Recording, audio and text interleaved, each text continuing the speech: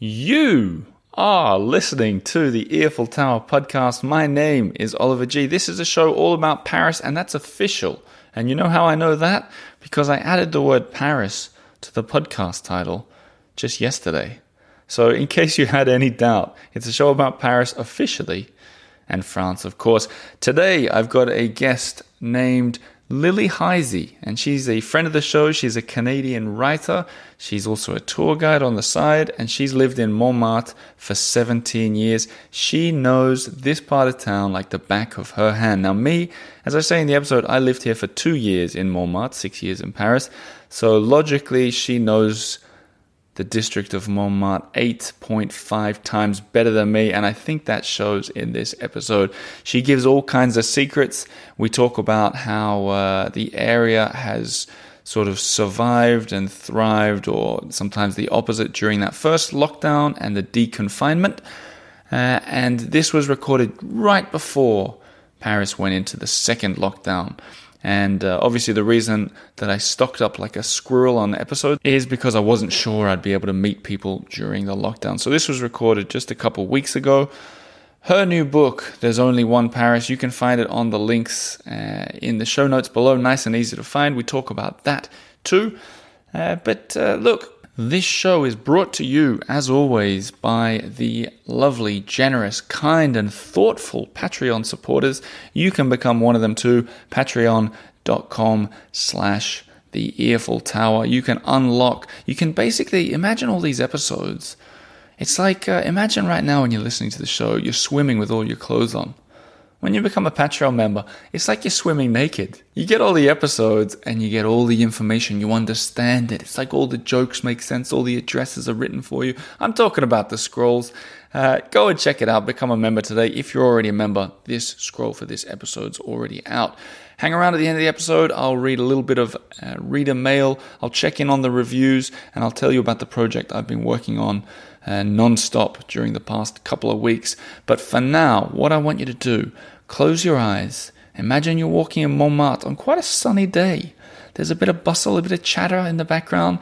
You walk down Rue des Abbesses onto that little square with the I Love You wall, through those trees, down the path to a bench at the back somewhere, and there you're sitting nearby, overhearing me and Lily talking about this beautiful, magical district of Montmartre. And what's that in the background? Is that the church bells tolling? It could well be. Let's get into it. Lily Heisey, how you doing? I'm fine. How are you, Oliver? I'm really well. I'm this. Well, look at that. That's on cue. Just on cue. So that would be for the people at home. We're sitting in front of a church that's telling us it's 2 o'clock. Is that what that was? No, it's past. Oh. This is it's the Saint Jean of Montmartre Church. It's in Place des Abbesses, and it rings on the hour, the amount of hours it is, right. And then every 15 minutes it rings according to the quarter past. Right, and for the people at home, it's the kind of big brick church that doesn't look like all the other ones in Paris, right? Yes, that's correct. Yeah, and I've also noticed that church, sometimes the bells go crazy.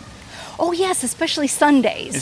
Sundays do a nice little magical tune. Yeah, so. I always hear it. I'm like, what is it? 84 o'clock or something like that? About 4 o'clock. Okay, so we're sitting in a park, a lovely little park, which everyone calls the I Love You Wall Park. Yes, that's correct, but it has a name, doesn't it? Oh, I don't know. Do you know? Well, it's actually called the Square. Jean Rictus. Okay. No, Jean Rictus. Jean, the famous poet. Exactly. Yeah. Okay, guys, I didn't know that. I looked as I walked in, but I did find a little fun fact. Lily, you've been in Montmartre for 17 years, is yes. that right? But maybe you didn't know this. What's that? This park is built in the space where the old town hall of the 18th used to be. It used to be just right here. Oh, Yeah, you right did know. next. Yeah, I did know that because I do tours in I Montmartre as know. well, which you know and about. and I've seen you doing your tours before. Yeah, We've crossed run paths. into each other. I usually say something like, "Oh, you guys are in good hands today with Lily." Is that the right thing to say? Yes, that's what you good, say. good. So you know Montmartre like the back of your hand, you might say. Absolutely. And I know the area extremely well. 17 years. This is interesting because I've been here for 2 years, so I'm sure I can sort of get some cheat sheet notes off you and learn about this place, maybe even over this next half an hour. I would be more than happy. And I know you know a lot because do you remember we once were at some event or some dinner once in like Pigalle, and you and me and Lena walked home in the same direction, and you were just pointing everything out that I had. You were like, this bar, I don't remember, but like lights the bar on fire every. Oh yes. Was that what it was? And I just remember thinking, wow, Lily really knows this town. What was that bar? Is that still a thing? Oh, it's called The Station, and it's right next to the Moulin Rouge, and it is the weirdest bar. They have live music like AC/DC cover music, and then at some point, from 11 onwards, the bartender will light the bar on fire. Where is this, The Station? Next to the Moulin Rouge. Yes, it's just a few doors down. Okay, we'll have to get a picture of that place. Okay. But let's sort of rewind a little bit in the spring of 2020. Maybe people are listening in the future here, and we'll just catch everybody up. There was a very strict lockdown, and you were locked down, I was locked down, and we just had a coffee now, and you said that you've walked every street now within a kilometer radius. Is that what you said? Yes, yeah? Because I did get out during the lockdown. We were allowed an hour of exercise every day. I didn't go out every day, but I did at the beginning. I was kind of getting out, and I was doing little live videos as well, and just trying to kind of make the neighborhood come alive. But after a while, even though Montmartre is so pretty, I was sort of getting tired of walking up Avenue Junot, which is gorgeous, full of Art Deco houses. That's a funny thing to say when you think about it. It's many people's favorite street, isn't it? Yes, I love it, but still, I was getting a little fed up, so I kind of gave myself the challenge of visiting all the different little streets. So there are some actually back there in what's called the Village Rami, kind of towards the City Hall of the 18th, that are really quite pretty. Yeah. And then it was spring, so cherry blossoms were coming out, and I was discovering all kinds of little nooks and crannies that I wouldn't have otherwise discovered. Well, I think you live, without giving away anyone's addresses here, but I think you live further north in Montmartre than I do, which means I probably had a bit more Pigalle in my kilometer, and you probably had a little less. Is that right? Yes, yeah. I could get down 1 block south of Pigalle within my 1 kilometer radius. So I live up not in the tourist heart of Montmartre, but about a minute walk from there. Right. I live on the street where there's Dalída's house, and I know you featured that in your social media before. Oh yeah, I love that. Yeah. And so that's my street. Yeah, that's a nice street too. Usually when I walk down that street, I call your name out, and you never answer. I know, because I live in the courtyard. No, I still do it.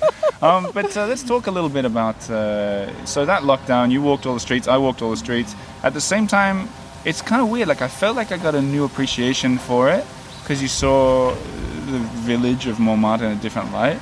But at the same time, as you said as well, you kind of get a little sick of having only so many streets to walk down every day. Yes. Did it make you want to leave Montmartre? No, it did not. And honestly, during that lockdown, I felt like there were 2 best places to live in Paris. If you lived close to the Seine, even though we weren't allowed to walk down by the water side, you could walk up on the sidewalk above it.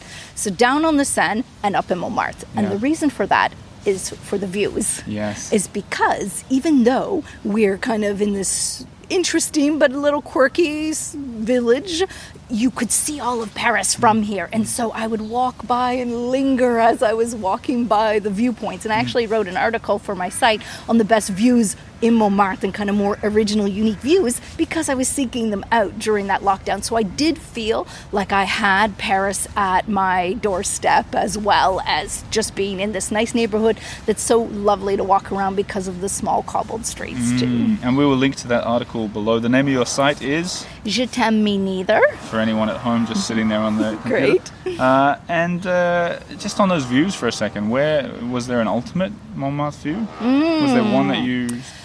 Oh, well, there's a very, very nice view right near the Dali Museum. And so there's a small Dali Museum. There's a little tiny square there. And there is a beautiful view right from there. But of course, the really nice view, if you want the Eiffel Tower in, because if you go up to Sacré-Cœur and look out at the city, you can't see it from there. No, you're right. It's the little square that's the Square Nadar. I'm pretty sure it's the Square Nadar. That's the name of it. But it's the square just to the west of it. And from in that part park, you can see the Eiffel Tower above the rooftops where you don't get the TV antennas in the way because the more, a little to the left. And there's park benches in there. You get some people sitting there. Romantic. Black and white photo. Oh, beautiful. Well, let's forward ahead now after the lockdown. A lot of Paris has changed. The whole city has changed. There's no denying that. A lot of places have closed. A lot of people are struggling to stay open. I'm interested in your perspective on Montmartre specifically. You've been here for 17 years. Have you noticed a lot of your sort of old favorite haunts have disappeared or anything like that? No, not yet. And I hate to word it like that, but I don't think so. I think they're going to do, as long as they don't have to close down, and of course then businesses can't pay the rent even with government assistance. But Montmartre is very special, and it's that the Parisians love it up here too. So it's not just for tourists, and especially when there aren't tourists, Parisians come up here en masse, massively. And even just last weekend, the weather was nice, it was balmy, sunny, it was packed up here. And so Montmartre, more than the Marais, which is popular with Parisians too, but more than that, because people can just plain walk around up here, even during the lockdown, it was packed up, not packed, but it was like, hey, are you within this 1 kilometer? I was very suspicious. But you were doing the attestation checks, weren't you? Every street corner. Hey, you. But Montmartre does have that added benefit of being popular with Parisians. And you've probably noticed there's a nice upswing in cafes up here, coffee shop kind of cafes in Montmartre. I do hope that those can stay open, and it adds a nice break for your stroll walking around in Montmartre to stop by some of these. There are a lot of coffee shops up here. I think even since I moved here, I can think of a couple that have opened. Since you've moved here, I swear there are 5 or 6 new ones. And there's even a new one back by near Place Dalida. It's called the 5 Steps, Les 5 Marches. And it just opened about a month ago. Yeah, I saw it's got a big window. I've seen that. It was like a derelict, rundown restaurant that had been boarded up for years and years and years. And so I hope they can give it a go. But that just opened. And then we were at Ceylon, or I don't know how you pronounce it. But that opened around just after you moved here, or around when you moved here. I wonder if the two are connected. Me moving here and the coffee shop's following. Because you need your coffee. You're helping keep them open. But I actually thought of something. Maybe you got an insight in this. I noticed that 5 Marches or whatever. I noticed that walking past the other day, it was full. And I was like, that's got to be brand new. And I wondered how it filled up so quickly. How did they spread the word about it? Well, I don't think they spread the word about it at all. I bet you it's those people who live in that cluster back there, because that back there is kind of a strange place. There's only Marcel otherwise. Marcel on Avenue Junot for coffee shops. And so I bet you there's the huge buildings around there. So I have a feeling that most of those people are locals. Yeah, and it's a whole different, and this is interesting, it's a whole different sort of business model in Paris right now, in that they're catering for Parisians rather than tourists. So you see a lot less of, for example, during the deconfinement, you saw down at the Eiffel Tower, the guys who sell the trinkets disappeared. A lot of the pickpockets, the guys in Montmartre who do the ball games where they steal your money. Gone. I haven't seen them at all since the end of the lockdown, to tell you the truth. Because Parisians won't fall for that. No. And I actually talk a little bit about those types of guys in my new book. So it's funny you mention it, because I agree. The pickpockets and the petty criminals were really out of business for a while. Whose pockets are they picking? I hope that maybe they've reconverted, reconversion professionnelle. They've maybe taken on another profession. Well, it's funny, because that's what everybody has to sort of do right now, is adapt. Even the pickpockets, it turns out. But let's shift the focus of the conversation to your book, because this is exciting. You've got a brand new book out. In fact, as we're sitting here, it's only just come out, right? Yes, it just came out the other day. Is this a lockdown project? It was a lockdown project. And so here I was, I'm a big traveler. And so it was even though Paris is my home, in winters especially, the gray skies can get to me, and I travel a lot. I had just arrived back from a big trip to India and Sri Lanka, so at least I was refreshed. But then the lockdown happened, and I was like, oh my goodness. and what to do. And so actually to help, because in addition to being a writer, I'm a tour guide as well, so I'm a travel writer, an author, and a tour guide.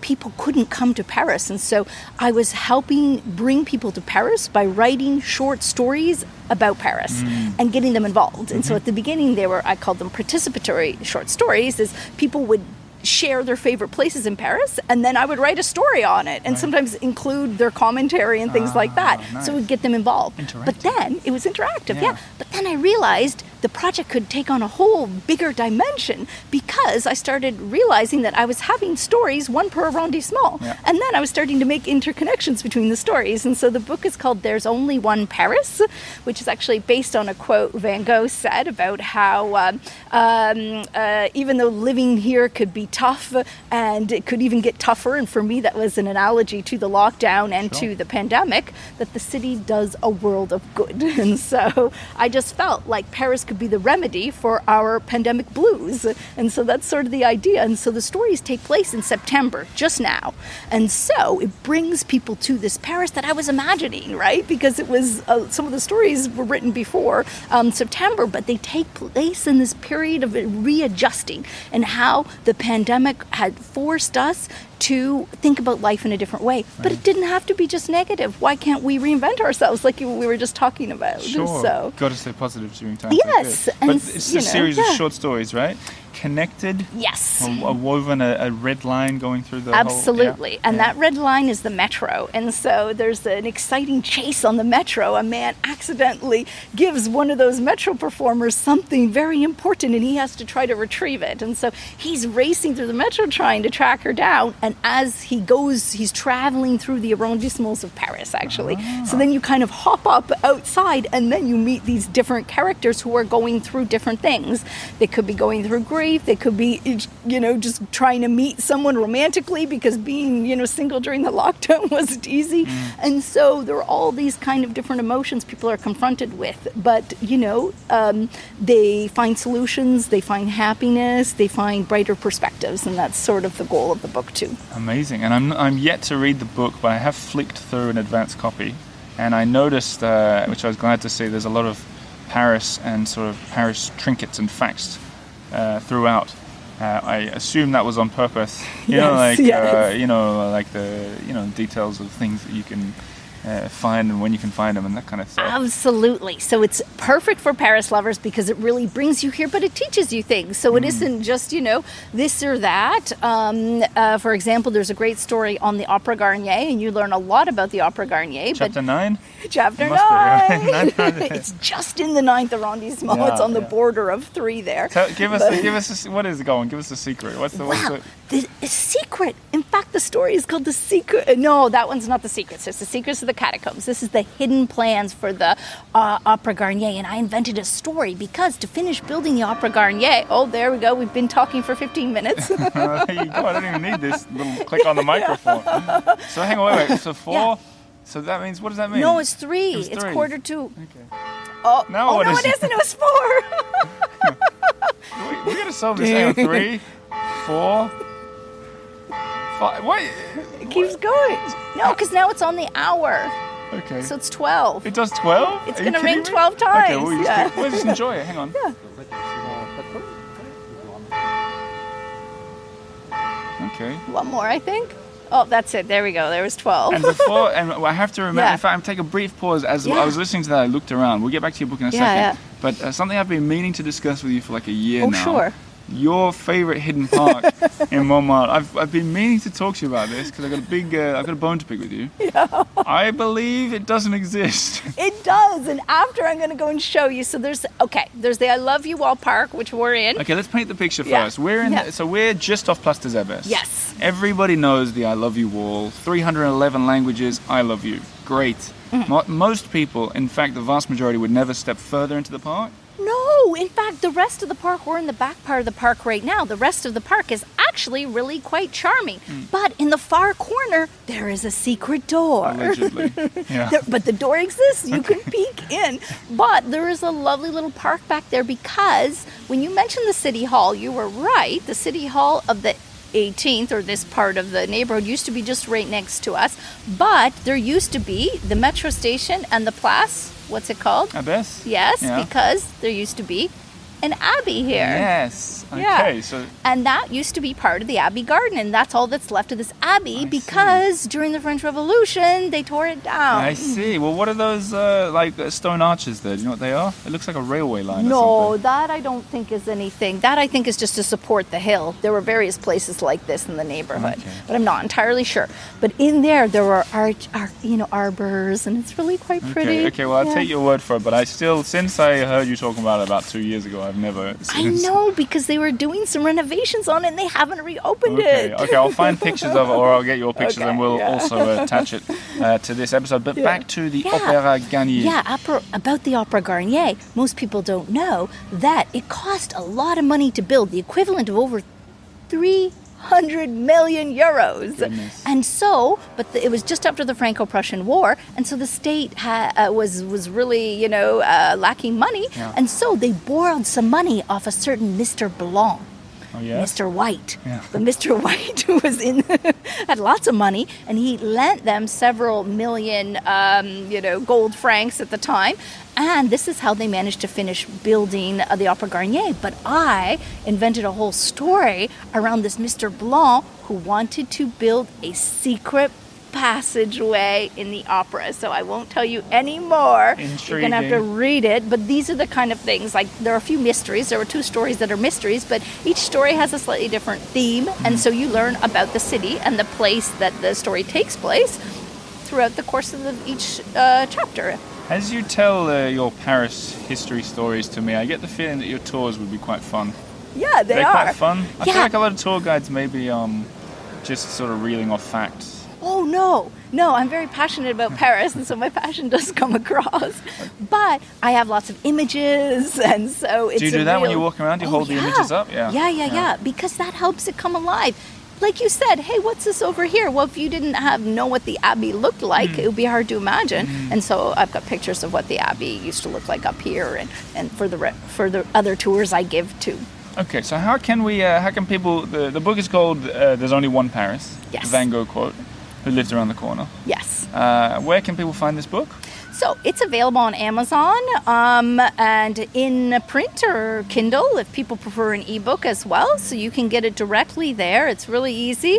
It'll come to your doorstep or to your iPad or your Kindle. Easy, and we can put all the links below in the show notes. But let's finish with a quick fire round about Montmartre. Ooh. This one I'm excited to hear what you have to say too. As usual, unscripted, it's Mad Minute. I wish the bell would start going again.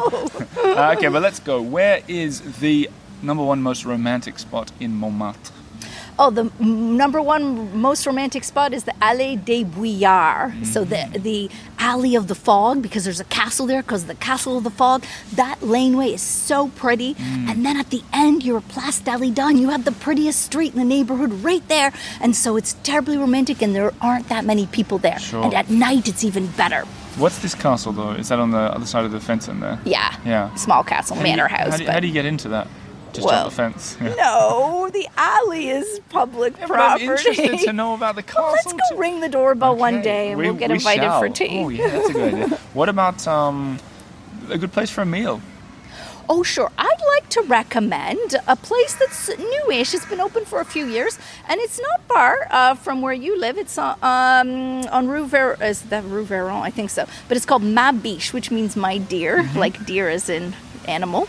But it's like a cutesy word, to call your sherry, your romantic interest, your sweetheart.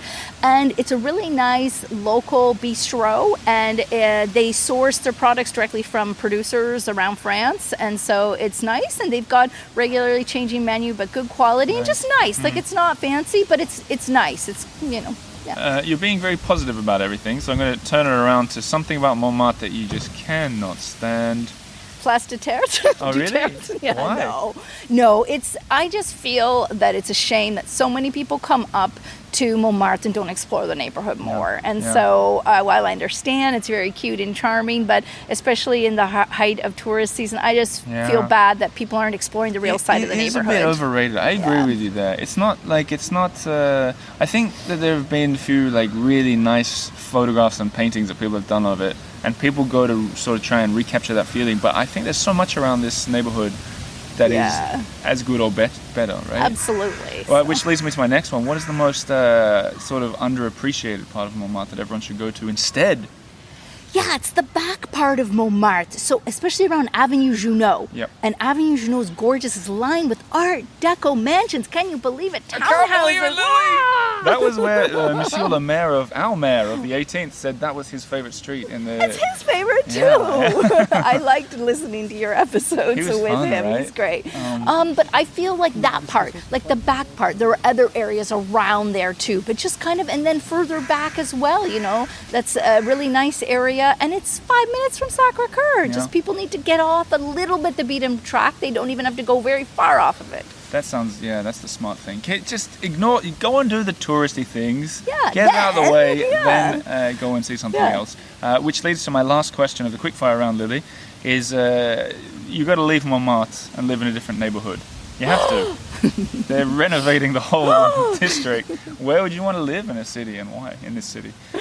Oh, well, okay. I do love the Marais, I have to admit, and I'm a big walker. And so when I first moved to Montmartre all those years ago, it was because I had a good opportunity for an apartment up here and kind of was forced to come up here. But of course, it's grown on me quite a lot. But I do love the Marais. It's just so gorgeous, and it's easy to walk other places from there. So I'd probably choose the kind of Upper Marais. It's a bit cooler too. There's a lot going on there as well. But because it's historically important and really beautiful, but it's also easy to walk around from there. I do like the 11th, if I can add that. No adding, absolutely not. The Upper Marais. Upper Marais is your answer. Yeah. Okay, well, that was a good quickfire round. I think we all learned something. All the information about your book, your website, your articles, everything will be in the show notes. So people don't have to go clicking around on Google trying to find it. Perfect. But I think you and I have some exploring to do in this so-called park in the corner of this park. And then we got a doorbell to ring at the castle in the foggy alley or whatever it is. So we better get cracking. Let's go. So there you go. Lily Heisey, a friend of the show. She was first on the show. She was one of the very first guests, I think. And I've bumped into her a bunch of times. We've hung out in Paris. Lovely woman. Check out her book and follow her on all the social media links. That will be in the show notes below. But yes, thank you, Lily, for being on the show. I want to talk now about the Eiffel Tower. If you want to know more from that specific episode, I've already seen the scroll, 10 pages of Paris goodness, all the addresses, the secret parks, the restaurants, and more. More information down the rabbit holes. You can check it out by logging into your Patreon account. If you're not already a member, patreon.com/the Eiffel Tower. Now, I got an email in, I'll read. I've looked into the reviews, and I'll read you one of them. I'm a bit disappointed about that, but look, we'll get to that in a second, and then I'll tell you about a project. First, an email from Mary. Hello, she says, I want to say how much I've enjoyed the Eiffel over the past 6, 7, 8 months. I visited Paris in February. Oh, you must have just got in before the lockdown. And now it endures in my mind as an idealized memory of l'avant, of the before. I love how honestly rooted in place your podcast is sonically. Here we go, we're getting technical. I was listening to the last episode with Anna Klutz that moved me to send this message. Like most people, I'm currently living through a revamped lockdown, but hearing those innocuous sounds of chatting while sat on a table on the street, the traffic breezing past, it was like I'm time traveling. Ooh, how interesting. In fact, do you remember the New York Times? They said this was the most transportive. No, they said this was one of the most transportive podcasts on the planet. So you're in good company there, Mary. She adds, I'm a sound engineer. Ooh, here we go. I'm curious if you might want to share what equipment you use for recording out in public. There you go, a question. That's what I love. I will tell you, the microphone that I'm using is called the Zoom H1N. It's one of the newer Zoom microphones for you guys who are interested in this kind of stuff, and it does a pretty good job of picking up the vibe of Paris. I stick one of those little sort of foamy hats on it so that the wind sound doesn't come in. But this one's quite new because the last one went missing, so I'm still figuring out some of the, some of the behind the scenes on it, which you'll have to forgive me. If anything sounds a little bit off in these recent episodes, it could be because of that. But anyway, she says, thanks for all the lovely podcasts from Mary. Well, thank you, Mary, for your lovely email, and thanks to everybody else who sends them in. Now, I checked in before this episode. I think I haven't read out a review for months. And as I've said before, all these podcasters who say, it helps the show to leave a review. I don't believe in that, but I do like that it gives me something to read. So I checked in there for the first time today to see if there were any fun reviews. And there's only been one over the past, I don't even know, past couple of months at least. And I don't know, why have you guys not been leaving reviews? I've been forgetting to ask, I guess. But this one is from France on My Mind. It's 5 stars. And all it says is, c'est magnifique, with 3 clappy hands. That doesn't really give me something to read out, but it's the best I've got. So if you fancy hearing a message read out on the show, go on to whatever platform you're using and leave a podcast review, and I'm pretty much guaranteed to read it. Now, the last thing I want to talk about while I've mentioned podcast is what I've been working on behind the scenes is a brand new podcast that's also transportive. It's called The Earful Sweden. Now, a few of you probably know already that I'm married to a Swede. I lived there for 5 years. I speak Swedish, and I'm fascinated by that country. And during the first lockdown, I had this sense that I wanted a side project. Besides all the other side projects, I felt like I wanted to try something different with podcasting as well on the side. So to add to some of the emails I've been getting, the Paris podcast isn't going anywhere. In fact, as many of you hopefully have noticed, I've been doing twice as many episodes this very month of November. So that's not going anywhere. This is a side gig, and I've already recorded about 8 to 10 episodes. So the idea is if you like Sweden or you know someone who does, let them know about The Earful Sweden. And what I want you to do is follow it on Instagram at The Earful Sweden and await further instructions. I'm planning on a launch next week on Wednesday, and if everything goes according to plan with iTunes and Spotify, there'll be a handful of episodes ready for you guys to devour. Now, if you don't like Sweden, I'm going to challenge you or encourage you to give it a shot. I got some really great guests. I've got like Eurovision contestants. I've got a royal family expert. I got a founder of a newspaper. I've got someone from the best museum maybe in the whole of Scandinavia. You'll find out what I'm talking about soon, but I've got them all and I'm going to release them. So check it out, The Earful Sweden on Instagram for now, soon to be a podcast. That'll do for me, I think. Thanks very much for listening to my show. Don't forget to check out everything from Lily, and I wish you all a lovely weekend. I'll see you again on Monday. Merci beaucoup.